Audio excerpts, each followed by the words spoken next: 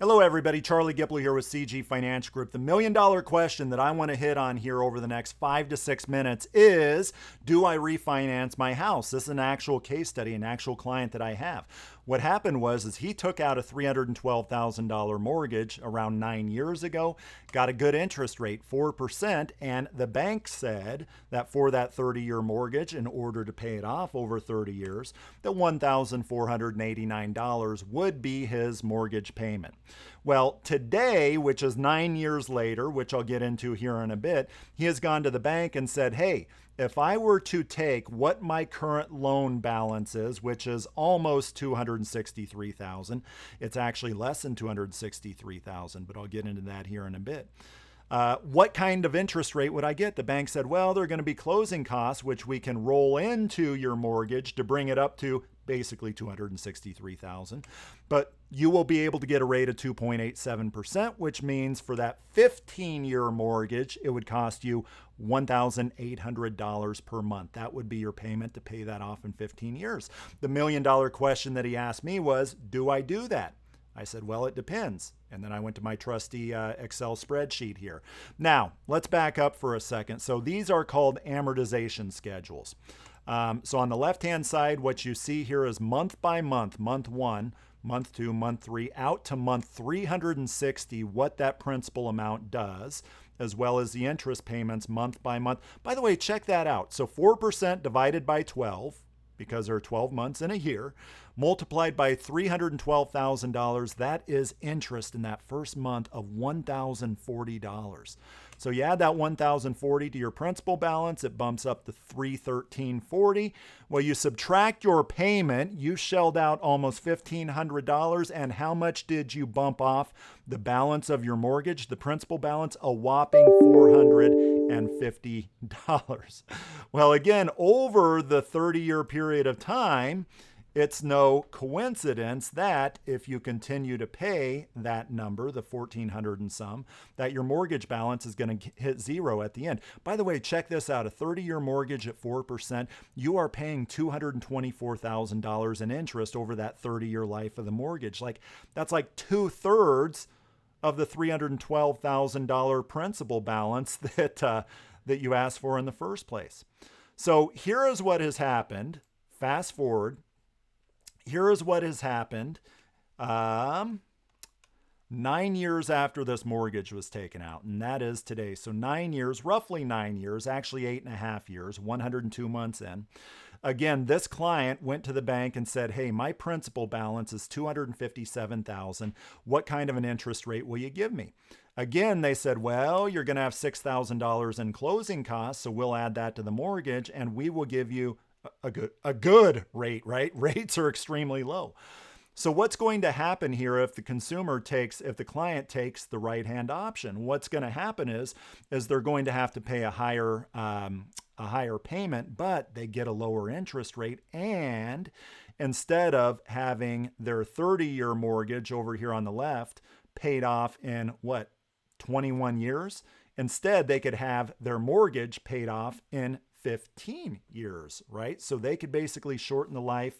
They could shorten the life of their mortgage by, instead of 21, 15, so by 6 years. Now, but the question is do I do that? And my answer to that question is, it depends. Now, it depends on how quickly that additional $6,000, the closing costs, can be offset by that more favorable interest rate, right?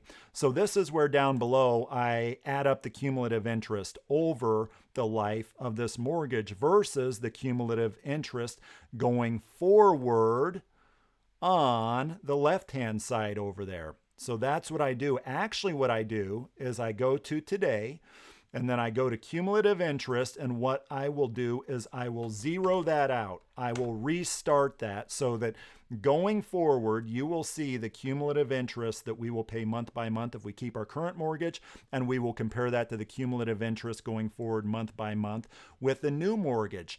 And that point in time, which I already peaked, and it's 24 months or so, the point in time where we cross over to where our $6,000 has been saved in interest, basically, that gives us a good feel. That gives us a good feel of is it worth it, right?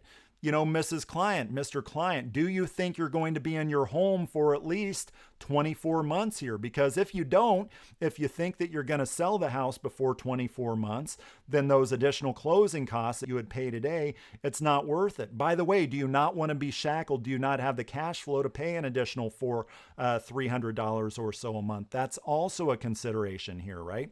Now, if you went down here, just to exaggerate my point, let's say that down here you are in month 355. You would never hit a point of getting a benefit by refinancing if you said, yeah, I want to take that $10,000 and the $8,000 or $10,000 and I want to refinance. The bank's going to say, okay, here again are all these closing costs.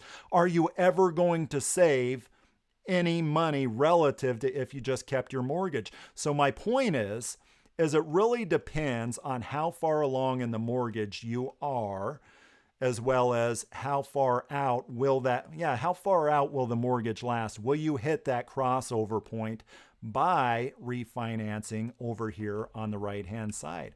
And in this scenario, if one was not planning to move out of their house within a couple years, well, $14,000 cumulative interest there, $20,000 there on the left by keeping your mortgage, you have basically recouped your $6,000 in closing costs over there, right? And that is 24 months from today, or 126 months from when you took out that first mortgage there. Now, somebody may think, well, what if instead of doing the refinance thing, what if instead I just took the refinance number of $1,846?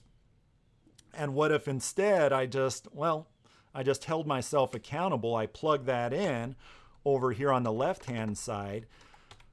So I paid the higher payment, but I just didn't take on those additional closing costs that the bank otherwise would mandate if I did get a new mortgage. Will that pay off faster than the 15-year mortgage otherwise would have? The answer to that question is no. The way that mathematics works, it will not pay off. As a matter of fact, let's see, you would pay that mortgage off, your 30-year mortgage, by paying more than the minimum payment.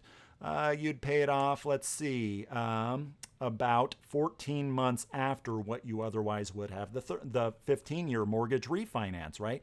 So in this case, considering that it only takes 24 months to recoup that $6,000 in closing costs, I would probably consider refinancing, assuming cash flow is okay to where the person can afford that $1,800.46. Hope that makes sense. Just some things to consider when you refinance your home or consider refinancing your home.